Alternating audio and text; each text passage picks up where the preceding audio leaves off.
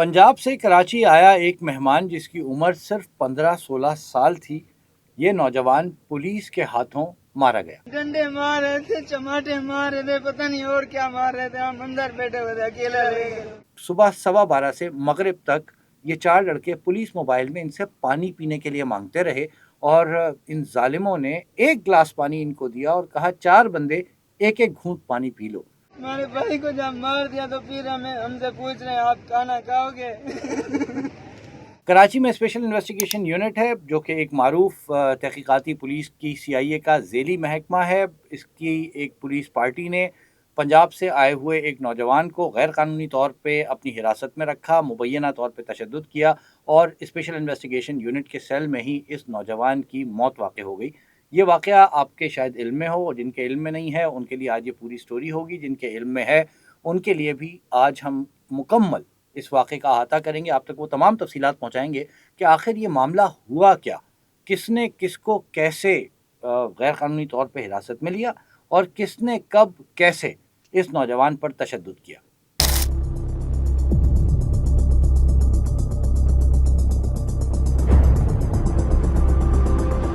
अस्सलामु अलैकुम वरहमतुल्लाहि वबरकातुहू। बाबर सलीम आप लोगों की खिदमत में हाजिर इस उम्मीद और दुआ के साथ कि आप जहाँ भी हैं खुश हैं और खैरियत से हैं। कराची में एक दिल दुखा देने वाली स्टोरी गुज़िश्ता 2 रोज़ से हम फॉलो कर रहे हैं। आज मैंने सोचा कि इसका मुकम्मल अहाता कर लिया जाए, कंप्लीट डिटेल्स आप लोगों तक पहुँचा दी जाएँ।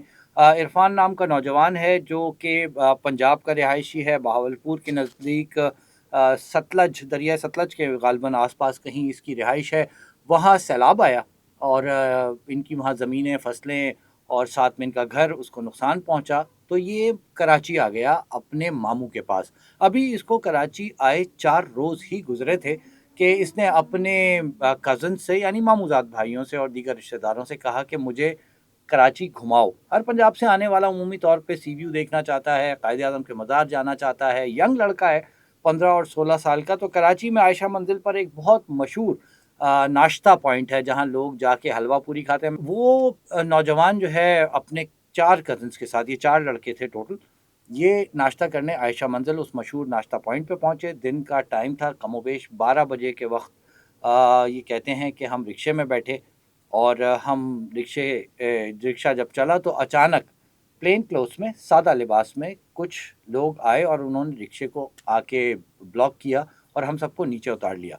जो नौजवान इस वाक़े के मुतासिर हैं वो ये कहते हैं कि हमें ये महसूस हुआ कि हमें शायद डाकुओं ने रोक लिया है। कराची में अमूमी तौर पे प्लेन क्लोथ्स में मोटरसाइकिलों पे कोई आपको रोकेगा तो आपका पहला गुमान यही होगा कि शायद ये आ गए स्नैचर्स, मोबाइल छीनेंगे, पैसे लेंगे। तो उनका भी यही गुमान था।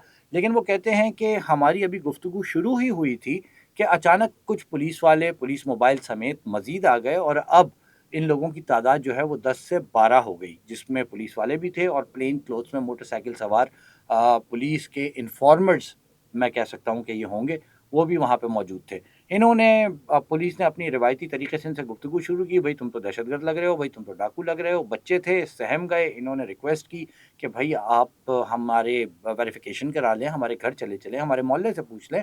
अब डरा सहमा कराची का शहरी पुलिस के खौफ से जिस किस्म की गुफ्तगू कर सकता है वो गुफ्तगू इन्होंने की, और लेकिन पुलिस ने इनकी किसी बात पे भरोसा नहीं किया। इनको ब्लाइंड फोल्ड किया, आंखों पे पट्टियां बांधी, हाथों में हथकड़ियां लगाईं और मोबाइल में बिठा लिया। ये कराची में CIA की का जो ज़ेली महकमा है, स्पेशल इन्वेस्टिगेशन यूनिट, उसकी टीम थी और इस टीम की जो सरबराही है वो ASI आबिद शाह नामी पुलिस वाला कर रहा था। और इनके बकौल जो फैमिली बता रही है कि इनको सुबह 12 सवा 12 बजे के दरमियान पुलिस मोबाइल में डाला गया और उसके बाद मगरिब तक शहर के मुख्तलिफ मकामात पर इनको घुमाया जाता रहा। इनको मतलब हिरासत में लेने के बाद फौरी तौर पे SIU नहीं लेके गए, ये उस सेल में नहीं लेके गए जहां इनको ले जाना चाहिए था, जहां इनको तफ्तीश करनी थी या इनको शक था किसी भी चीज़ पे इन नौजवानों के हवाले से। लेकिन ये इनको अब क्यों घुमाते रहे, ये बहुत बड़ा सवाल है। इसको कहते हैं स्कूल ड्यूटी। ये टर्म शायद बहुत सारे लोग ना जानते हों। स्कूल ड्यूटी क्या है? कोर्ट का टाइम ख़त्म होने तक मुल्ज़िम को आप अपने सेल में ना ले जाएं। जब आप अपने सेल में ले जाते हैं तो एक रोज़नामचे की एंट्री होती है जिसमें आपको रजिस्टर में लिखना होता है कि हम इतने बजकर इतने मिनट पर इस मोबाइल में ये अफ़सर इतने लोगों को हिरासत में लेकर आ गया है اب یہ سیل میں موجود ہے۔ تو انہوں نے یہ ڈکلیئر ہی نہیں کرنا تھا کہ کورٹ ٹائمنگز میں جو ہے وہ یہ لڑکے جو ہیں، یہ بچے جو ہیں، ان کو لایا جائے سیل کے اندر اور کسی قسم کی کوئی انٹری کرنی پڑے اور کوئی ثبوت سامنے آ جائے کہ یہ ان کی حراست میں ہے۔ جو تکلیف دہ بات یہ لڑکا بتا رہا ہے وہ یہ ہے کہ صبح 12:15 سے مغرب تک یہ 4 لڑکے پولیس موبائل میں ان سے پانی پینے کے لیے مانگتے رہے، اور ان ظالموں نے ایک گلاس پانی ان کو دیا اور کہا 4 بندے ایک ایک گھونٹ پانی پی لو۔ یہ تو عجیب کربلا، چلتی پھرتی موبائل جو ہے نا وہ کربلا بن چکی تھی۔ اور مجھے افسوس کے ساتھ یہ بات کہنی پڑ رہی ہے کہ اس میں مالافائڈ انٹینشن نظر آ رہی ہے پورے واقعے میں پولیس کی۔ گو کہ پولیس کا موقف کچھ اور ہے، وہ میں آپ کو آگے جا کے بتاتا ہوں۔ اس کے بعد یہ کہتے ہیں کہ چونکہ 4-5 دن پہلے عرفان آیا تھا، تو جب ہمیں یہ SIU یعنی اسپیشل انویسٹیگیشن یونٹ اندر سیل میں لے گئے تو ہم نے پولیس سے یہ ریکویسٹ کی کہ یہ جو نوجوان عرفان ہے یہ ینگ ہے اور اس کو کراچی کے بارے میں کچھ نہیں پتہ ہے، اس پر سختی مت کیجیے گا۔ باقی آپ کو جو کچھ پوچھنا ہے، ہم باقی اس کے کزنز یہاں کراچی میں ہوتے ہیں، آپ ہم سے پوچھ لیں، ہم آپ کو تفصیلات بتا دیتے ہیں۔ اب ہوتا کیا ہے عمومی طور پہ، جس کے بارے میں یہ کہہ دو پولیس کو کہ بھائی اس پر ذرا ہاتھ ہولا رکھنا یا اس بیچارے کا کوئی لینا دینا نہیں ہے، جس کے بارے میں آپ یہ کہہ دیں، پولیس کا ایک عجیب مائنڈ سیٹ ہے۔ سب سے پہلے پولیس اسی کو مشکوک قرار دے دیتی ہے اور پھر اس پر سب سے پہلے جو ہے پولیس کا جو اسٹائل آف انویسٹیگیشن ہے، آپ لوگ جانتے ہیں 3rd ڈگری تک چلا جاتا ہے، وہ اس سے تحقیقات شروع کر دیتی ہے۔ یہاں بھی یہی ہوا، انہوں نے ان سے ریکویسٹ کی کہ بھائی اس سے بات نہیں کیجیے گا، یہ مہمان ہے، انہوں نے سب سے پہلے اسی کو بلا لیا۔ اب یہ مغرب کے بعد معاملات شروع ہوئے، صبح 12:15 بجے سے ان کو حراست میں لیا گیا ہے، اور اس کے بعد جو فیملی بتا رہی ہے وہ یہ ہے کہ اس پر ڈنڈوں سے اس کو ٹھڈے مارے گئے، ڈنڈوں سے اس پر تشدد کیا گیا، تھپڑ مارے گئے، یہاں تک کہ وہ کہتے ہیں کہ ہم علیحدہ کمرے میں تھے، اس سے جو انویسٹیگیشن تھی وہ ایک دوسرے کمرے میں ہو رہی تھی۔ کس چیز کی انویسٹیگیشن تھی؟ یہ ایک بہت بڑا سوال ہے جس کا جواب پولیس ابھی تک نہیں دے رہی ہے کہ کس چیز کی انویسٹیگیشن کر رہے تھے۔ ٹارگٹ کلنگ کی کر رہے تھے، اسنیچنگ کی کر رہے تھے، ڈکیتی کی کر رہے تھے، کسی ٹیررزم کے واقعے کی انویسٹیگیشن کر رہے تھے، کس چیز کی انویسٹیگیشن تھی؟ کیسے آپ صبح سے شام تک کسی کو اپنی تحویل میں رکھ سکتے ہیں، ان کے موبائل فون لے لیتے ہیں، آپ اجازت نہیں دیتے کسی کو کسی اپنی فیملی ممبر سے رابطہ کرنے کی؟ یہ پولیس کا جو رویہ ہے یہ خوفناک اور بربریت کی عکاسی کر رہا ہے۔ بہرحال تو یہ کہتے ہیں کہ ہم نے تھوڑی دیر بعد، کیونکہ الگ کمرے میں انویسٹیگیشن ہو رہی تھی عرفان کے ساتھ اور باقی اس کے جو کزنز ہیں ان کو علیحدہ رکھا تھا، یہ کہتے ہیں کہ تھوڑی دیر کے بعد ایک پولیس والا آیا اور اس نے آ کے پوچھا کہ کیا عرفان کو مرگی کے دورے پڑتے ہیں؟ تو انہوں نے کہا نہیں بھائی، اس کو تو کوئی مرگی کے دورے نہیں پڑتے ہیں۔ اس دوران پولیس جو ہے وہ اس نوجوان کو لے کر ایک پرائیویٹ کلینک گئی، وہاں ڈاکٹر نے کہا یہ ایمرجنسی کیس ہے ایک چھوٹے کلینک میں، ہم اس کو ڈیل نہیں کریں گے، آپ اس کو جناح اسپتال یا کسی بڑے اسپتال لے جائیں۔ پولیس اس کو لے کر جناح اسپتال چلی گئی۔ جناح اسپتال میں MLO جو تھے انہوں نے پولیس سے کہہ دیا صاف کہ بھائی یہ تو ایکسپائر ہو چکا ہے، دنیا سے جا چکا ہے۔ پولیس والے وہاں سے بھاگ گئے، وہاں پولیس نے ڈیڈ باڈی چھوڑی اور یہ پولیس اہلکار وہاں سے بھاگ گئے۔ باقی اس کا ایک کزن جو ہے وہ جناح اسپتال میں تھا، باقی کزن اس وقت بھی اسپیشل انویسٹیگیشن یونٹ کے سیل میں تھے۔ اس دوران درمیان میں جس وقت اس بچے کی حالت بگڑی ہے اور پولیس والے نے آ کے پوچھا ہے کہ اس کو مرگی کے دورے پڑتے ہیں، تو اس کے ایک کزن سے کہا گیا کہ آ کے اس کے ہاتھ پاؤں مس لو۔ وہ ہاتھ پاؤں مسل رہا تھا اور اس نے وہیں بیٹھے بیٹھے پولیس کو کہہ دیا یہ دنیا سے جا چکا ہے بھائی، یہ زندہ نہیں ہے۔ اس پر پولیس والوں کے کچھ کان کھڑے ہوئے، لیکن اس دوران بھی بقول اس کے ایک کزن کے کہ ایک پولیس والا مبینہ طور پہ نشے میں تھا، اس نے آ کے اس کو ٹھڈا مارا اور کہا ڈرامے کر رہا ہے۔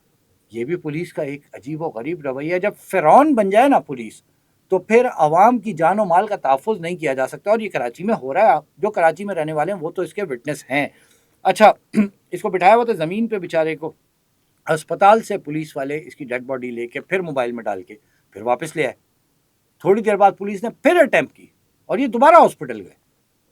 یعنی آپ دیکھیں صبح 12 بجے سے ایک معصوم نوجوان کو اس کے کزنس کے ساتھ اٹھا رکھا ہے، شام میں اس کا انتقال ہو جاتا ہے مغرب اور عشاء کے درمیان یا عشاء کے کچھ دیر بعد، اور اس کے بعد اس کی ڈیڈ باڈی کو لے کے جاتے ہیں ایک چھوٹے کلینک، وہاں سے اسپتال، پھر واپس لاتے ہیں، پھر لے کے جاتے ہیں اسپتال، اور جب پتہ چلتا ہے کہ اب ہاتھ میں کچھ نہیں ہے تو پھر وہاں سے فرار ہو جاتے ہیں۔ یہ ماشاءاللہ کراچی پولیس کا اسپیشل انویسٹیگیشن یونٹ ہے، جس کے حوالے سے اس بچے عرفان کی جو فیملی ہے وہ یہ پوری تفصیلات بتا رہی ہے. اس کے بعد پولیس نے جب یہ میڈیا پہ آ گئی خبر تو روٹین پریکٹس پولیس نے فوری طور پہ یہ جو اے ایس آئی عابد شاہ ہے اس کے ساتھ مزید 2 اے ایس آئی اور دیگر پولیس کانسٹیبلز یعنی یہ کل ملا کے 7 افراد کی ٹیم ہے جس کو پولیس افسران نے معطل کر دیا.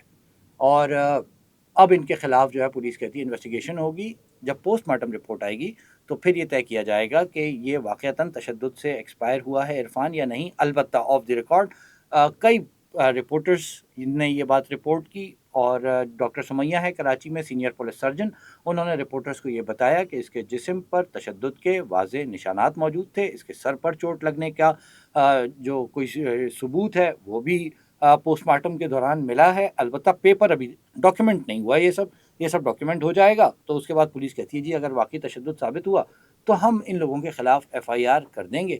جو فیملی ہے اس نے, آج میں ویلاگ کر رہا ہوں, گزشتہ شب کراچی میں پروٹیسٹ کیا ہے, لاش سڑک پہ رکھی ہے عیدی سرد خانے کے سامنے, اور اس کے بعد پولیس آئی ہے, پولیس نے یقین دہانی کرائی ہے بھئی آپ کے ساتھ انصاف ہوگا اور آپ کو انصاف دیا جائے گا, تو انہوں نے پھر وہ پروٹیسٹ ختم کیا ہے. اس تمام صورتحال میں آپ یہ بتائیے کہ ایک معصوم بچہ جو گھومنے کراچی آیا تھا وہ کراچی وہ بیسیکلی تو مہمان تھا کراچی والوں کا یار. کراچی والوں نے مطلب اس کی مہمان نوازی کرنی تھی, لیکن یہاں پر جو ماشاءاللہ پولیس تعینات ہے وہ مقامی تو موسٹلی ہے نہیں, یہ کراچی والے تو ہے نہیں. مجھے بہت افسوس کے ساتھ کہنا پڑتا ہے. میں یہ بات کیوں کہہ رہا ہوں؟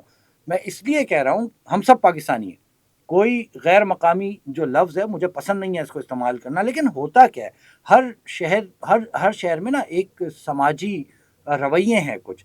ہر شخص ایک دوسرے کے حوالے سے اس سماجی رویے کی بنیاد پر کمیونیکیٹ کر رہا ہوتا ہے. ایک آدمی کراچی کو جانتا ہی نہیں, ایک آدمی کو کراچی کی ہیرارکی نہیں پتہ ہے کہ یہاں اوپر سے نیچے تک کس قسم کے لوگ رہ رہے ہیں. وہ آیا ہے, اس کے ذہن میں یہ ہے کہ میں نے یونیفارم پہنا ہے, میں تو جو چاہوں گا کروں گا. یہ فرعونیت نہیں ہے تو کیا ہے؟ بہرحال اسپیشل انویسٹیگیشن یونٹ کے افسران یہ کہتے ہیں کہ تشدد نہیں ہوا. ابھی تک جو میری بات ہوئی وہ کہتے ہیں تشدد نہیں ہوا, اور تشدد ہوا ہے تو پوسٹ مارٹم میں آ جائے گا اور ہم ایف آئی آر کر دیں گے. سوال یہ کھڑا ہوتا ہے پھر دوبارہ کہ تشدد نہیں ہوا تو یہ فرمایا جائے کہ صبح 12 بجے سے حراست میں لے کے پورا شہر گھماتے ہوئے شام کو مغرب کے بعد سیل واپس کیوں لایا گیا؟ یہ جو اتنے گھنٹوں کی غیر قانونی حراست ہے اس کی جواب دہی کون کرے گا؟ تو بہرحال یہ اس وقت جس وقت میں آپ سے بات کر رہا ہوں ابھی تک عرفان کی تدفین نہیں ہوئی ہے. اس کی والدہ کو ہماری اطلاعات کے مطابق ہارٹ اٹیک آیا ہے یہ خبر سننے کے بعد کہ ان کا نوجوان پھول جیسا بچہ, تصویر اتنی اس کی شکل بتا رہی ہے, معصوم بچہ ہے وہ, اور جب ان کو پتہ چلا ہے کہ بچے کے ساتھ یہ سب ہوا ہے, ان کو ہارٹ اٹیک آیا ہے, اس کے والد کی طبیعت بگڑ گئی ہے. یہاں اس کے جو رشتہ دار ہیں, کزنس ہیں, ماموں ہیں, وہ فیملی جو ہے وہ ساری اب تجہیز و تدفین کے حوالے سے بندوبست کرے گی. پوسٹ مارٹم ہو چکا ہے, اس کی رپورٹ سامنے آئے گی. رپورٹ میں کیا ہے میں کوشش کروں گا اس کو یا تو کمیونٹی پوسٹ پہ لگا دوں یا پھر آپ لوگوں تک پہنچا دوں. تو ایک پنجاب سے آئے مہمان کو کراچی میں جو ان پولیس والوں نے بربریت کا, درندگی کا, حیوانیت کا نشانہ بنا کر اپنے رب کے پاس بھیج دیا, جن پولیس والوں کا شاید کراچی کا ڈومیسائل بھی نہیں ہوگا. بہرحال یہ ایک مختصر سی تفصیل تھی. اللہ پاک سے یہ دعا فرمائیے کہ اللہ پاک ہم سب کو کسی بھی ناگہانی آفت سے محفوظ رکھیں. اللہ پاک ہمیں پولیس کی درندگی, بربریت اور جب پولیس حیوان بننے پر آ جائے تو اس سے محفوظ رکھیں, اور ہمارے بچوں کو خاص طور پہ ہر قسم کے فتنوں سے, ہر قسم کی لوگوں کی شرارتوں سے محفوظ رکھیں. اپنا اور اپنے اطراف میں لوگوں کا خیال رکھیے گا. والدین حیات ہیں ان کی خدمت کیجیے گا, دنیا سے جا چکے ہیں ان کے لیے دعائے خیر کیجیے گا. مجھے بھی اپنی دعاؤں میں یاد رکھیے گا. السلام علیکم ورحمۃ اللہ وبرکاتہ.